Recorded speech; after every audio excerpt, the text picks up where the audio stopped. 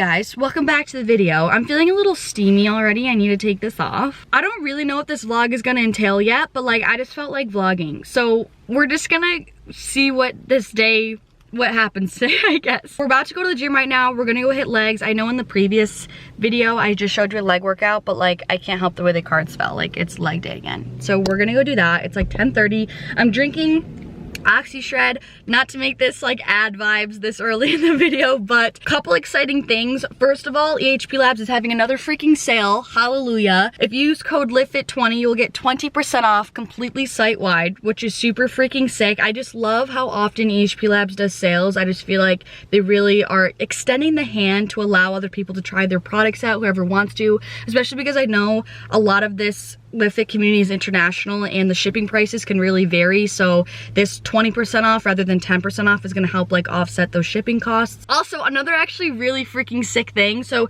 this is Oxyshred. As you guys know, it is a thermogenic, which all that essentially means is that it helps to transport your fat cells to convert them to turn into ATP, which is our body's energy source. And what's crazy is that there has been a 2-year clinical study going on and the results have finally come to a conclusion, and it has now, EHPLABS is like one of the first thermogenic fat burners that are actually clinically proven to burn body fat to help increase your metabolic rate and increase your energy expenditure, which is absolutely wild to me. Again, I will never ever tell you to take a fat burner if you're like looking to lose weight. Like, you still need to be in a caloric deficit. You still need to be making sure that you're getting enough movement in your day, you're sleeping well enough, your digestion and your hormones are all regulated, all that sort of stuff. Like, you're not gonna take a supplement and it's gonna melt 15 pounds of fat away, but something like this will actually 100% help to support that process, and it's just crazy that it's actually scientifically proven. So I'll link the article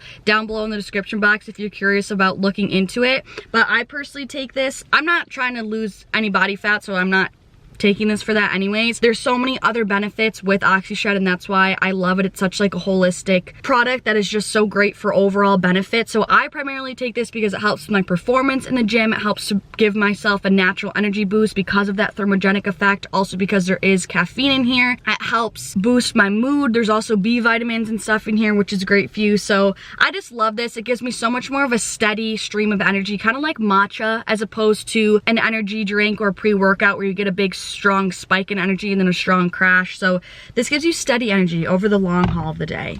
That's enough of my Oxyshred rant, but it's just such an all-around supplement, you know? I have passion fruit with me here. That's the one I always reach for. I really want to try gummy snake. That should be coming in this month's order, and I'll let you guys know what I think.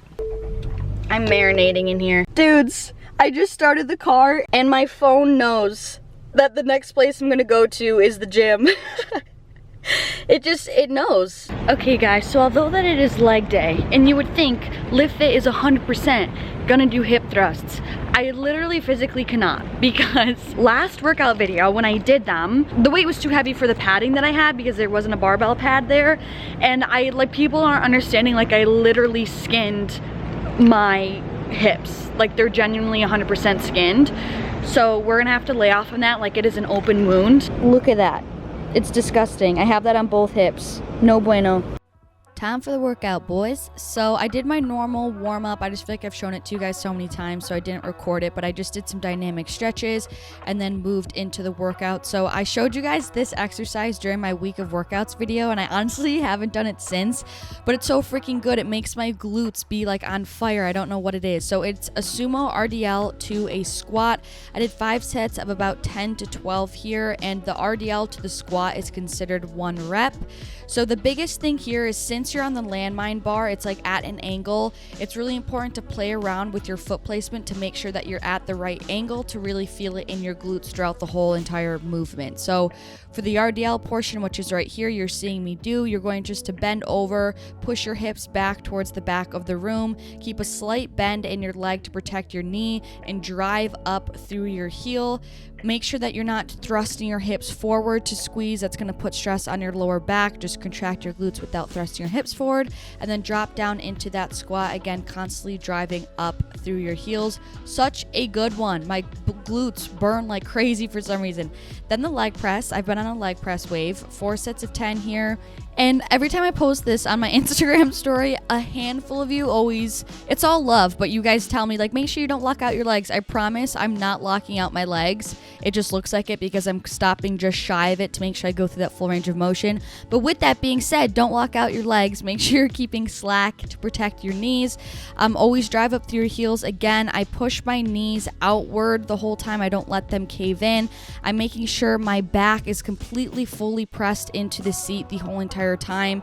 I find if you bring your knees too far into your chest, past where your mobility allows, and it makes your butt tuck under and have stress on your lower back, that is going to cause back pain. So make sure you're pushing your whole back into the seat throughout the whole movement. Then I did Smith machine reverse lunges. I honestly tried to set up step ups, didn't work, so we just opted for this reverse lunge here. This angle is really not my best work, but I truly apologize. I'm not really sure what I was doing here, but essentially you're just going to do a reverse lunge. I always say to sink back and down. It's more of like a diagonal range of motion pattern, I guess, if you will, so that when you come back into the lunge, your knee is positioned over your ankle. Your shin should really always be vertical throughout the whole entire movement. That's another way to look at it. That's, again, what's going to make this more glute bias and cause a greater stretch in your glute. Constantly driving up through the heel, of course. If you were to have your knee crowd your toe as you come down and have your shin form more of an angle, that's what's going to make it more quad focused. So for me, I always want it to be more glute focused. So that's why I make sure that I stack my knee over my ankle and keep my shin very vertical. Then, because I wasn't doing hip thrusts today because of my battle wounds, I opted for some glute pull-throughs just for some more glute focus. I feel like this is a mix between like a hip thrust motion, like a thrusting pattern, and a hip hinge movement. Nevertheless, haven't done these in a minute and I really like them. So essentially you are standing over the cable and you are kind of honestly doing an RDL, bending over, pushing your hips backwards, shifting the weight onto your heels, keeping a nice slight bend in your leg, but then you are kind of thrusting forward with your hips, squeezing your glutes. Again, we're not hyperextending here and pushing our hips really far forward. We're just coming up to the point of where we can contract our glutes while kind of keeping our hips in line with our shoulder. Then to finish off, for some lateral work to hit our smaller glute muscles, I did 3 sets of 20 on the seated abduction machine. This is more work for just some higher volume training here. Essentially, I kind of position myself in an odd way, but I sit up again out of the chair. It makes me feel it the most, and I kind of tuck my hips under to create a posterior pelvic tilt. Meaning if your hips were a bucket, imagine someone kind of tilting that backwards. That's what's going to help create more of a posterior pelvic tilt and initiate more glute engagement. And I focus on sweeping my heels outward. Okay, few things. First of all, I'm freaking hungry. Now I haven't eaten in so long. Second of all, ooh. Damn, that was close. Thank you, you and me. How did I know? Someone told on me. Alright, this is the last time I park here. Technically, I'm not supposed to park where I'm parking, but like it was a public Office Max parking lot. So like, excuse me. But I just got a notice that said parking is for active customers and associates of Office Max only. Everything seems nicer when it says mahalo at the end. It says mahalo management. To me, this is like, no worries. Even if they don't mean it that way, that's how I'm taking it. Second thing, I literally smell and I put on deodorant. And I don't know if anyone else has this problem. And I guess that's really all I have to say.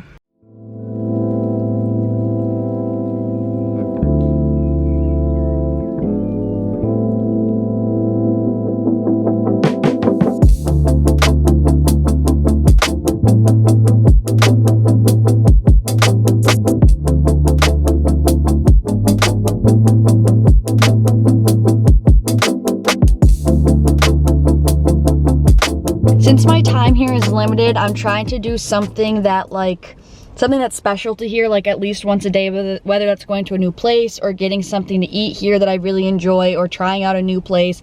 I'm trying to do that every day for like my final week here. So I just went to Acai Juice to pick up an acai bowl because I love them, and I just realized like 2 days ago, like Utah doesn't, I've never even seen an acai bowl in Utah. And so this is a pitaya bowl, which pitaya is so freaking good. It's wicked sweet. It's different than acai, and I haven't ever gotten this one before. So there's banana, coconut, strawberries, mango, and blueberries, but I usually get the acai extravaganza, but we'll switch it up. Oh, also granola and honey. They totally overdid it on the honey, which I don't really love when that happens because it's too much. I'm just so hungry. I just wanted this now. Let's do a taste test since I've never gotten this bowl before. Look how bright pink. Interesting. I kind of wasn't, I don't know. The day just got away from me. It's literally 4 o'clock and I ate breakfast at like 8:30. I never ever do this. Honestly, the biggest reason why I got this was because there's mango on top. And I've never tried mango in an acai bowl. So here we go, the moment of truth. And I love mango on its own.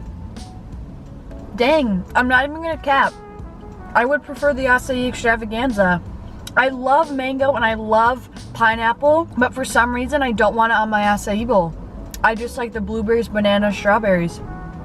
I feel like they're such a potent fruit that they deserve to be eaten on their own. But like strawberries, blueberries, banana are a great like complementary fruit. Dang, I'm low-key disappointed. The acai extravaganza is definitely better than this. I wanted to have a quick chat about body image. When I first got here, it hit me, I realized how much I wasn't thinking about body image, which surprised me because I guess, let me backtrack. Anytime that I knew summer was coming up or I was gonna be in a bikini, like I thought like it was just obligatory to go through like a mini cut. And it's just crazy that for the first time before coming here, I did not feel that urge at all. Like I didn't even think to do that or feel like I needed to lean out before I came here because I knew I was going to be on the beach a lot. And not like go through a mini cut like, oh, I just want to feel a little bit better. Like, no, I felt like I needed to have like as little amount of body fat as possible for me to be confident like in a bathing suit. And it's just crazy how much that's changed for me. And when I realized that I didn't consciously like think to do that, it made me feel like good and proud of myself. That's where I've gotten now in terms of my self-love and like body acceptance. But now since being here for a bit, like I definitely did go back and forth with my body of feeling thicker some days, thinner some days, etc. And I would be lying if I said that it didn't get to me at times, but overall I just find myself like in such a better place in terms of the relationship with my body, and again accepting my form, like the form of my body no matter what it is. And I guess I think that I previously used to think like the leaner the better, the skinnier the better, and I think going through my whole situation with my hormones and developing HA, it allowed me to see body fat as a good thing. Like there's a healthy amount of weight that we all need to carry, and being shredded 24/7, super lean isn't always the healthiest, especially for us as females, which you guys know I've talked about this so many times. And I'm also not trying to make anyone feel some type of way. Like I know I still have a lean physique. I'm not trying to make someone else feel a certain way by comparison, but like for me, this is like a little bit of a heavier weight for me. Like if you were to ask me like a few years ago, I would be like, no, like she's not very lean, she needs to lose weight. So just being in this place where I really can accept myself and feel okay if my body creases with clothes on or has a little fold or a roll. Like I used to literally, if I saw my back like have a little bit of a bulge, I would like be like, I need to lose weight, like I need to get leaner, da da da da. And now I just really have learned to love and accept that and know that it's healthy and okay. And I guess I don't really have a full-on point with this rant. I just kind of want to bring attention to it and remind you guys that it is okay to not walk around like stick thin lean all the time. And I'm really happy I feel that way now because I know my experience here would have been so much more restricted. Like I've been enjoying acai, I've been getting ice cream, I've been trying new things. And am I, in the best shape of my life right now? No. Have I been super consistent with the gym? No. Has my nutrition been perfect and I've been fueling my body with really healthy, fresh, organic food? No. Have I been trying to, balance both a little bit? Yes. And I really don't have any regret towards, I guess, the indulgence or whatever you want to call it in the foods that I've been eating. I've been loving it, and I feel like it's really been heightening this experience here. And I think that was something that I neglected for so long, was the concept of the culture around food and the experience around food. And of course, too much of anything is too much, and this is all subjective and it depends on your goals. But I used to be so strict all the time for like kind of no reason. Like I wasn't competing for anything. I wasn't trying to get to like, I had a health problem and I needed to get to a healthier place. Like it just was for my ego and for the need for me to accept myself. I felt like I need to be in the best shape possible. I needed to be super consistent with everything, checking off the boxes so that I could feel accepted and so that my ego could feel good enough. But finally accepting who I am regardless of my productivity, how consistent I am with the gym, how shredded I am, or how muscular I am, or how big my butt is. Like, being able to drop my ego and love myself no matter what has just helped me feel like so much more comfortable in my body regardless, I guess. So that's my rant. I'm bummed. This is like I wouldn't even get this again. Here's the thing about me, because you guys know I eat the same thing all the time. If I don't love it, I'm not gonna get it again. Like, this is okay, so why would I not get the thing that I love every single time, which is the acai extravaganza? It's the same thing with my breakfast. Why would I eat a different breakfast? And I'm like, that's okay. Like, no, I'm gonna eat what I freaking love every single solitary day. Maybe that's because I'm an extremist. I don't know.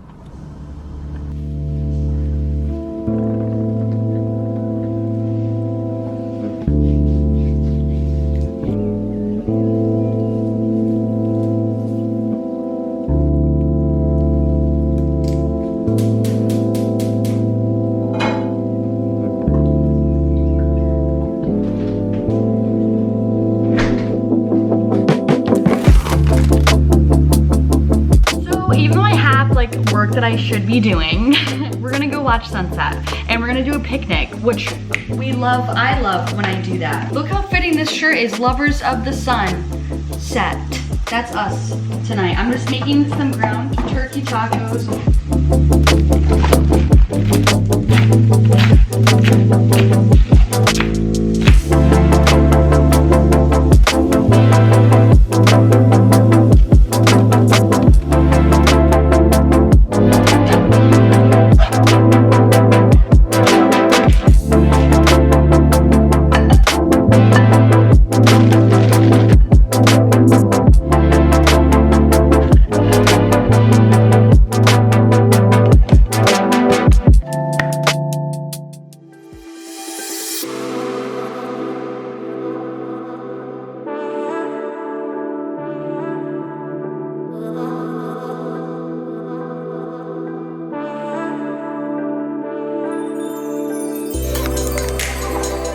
I've never been here before. I don't remember if I said that already or not. So exploring a new little place, and usually it's been kind of rainy all day and cloudy, but like that's when it's low-key the best sunsets, when there's clouds. So I don't know, this really could be a wash of a sunset or it could be a good one. I've been using Alpenglow. Well, I have been using it. I've got the app Alpenglow, which is supposed to be like a sunset predictor, and literally every single time it always says poor, no matter what, even if it's like a banging sunset. So I need to use my own discernment and my own intuition, and I think today is going to be a good one.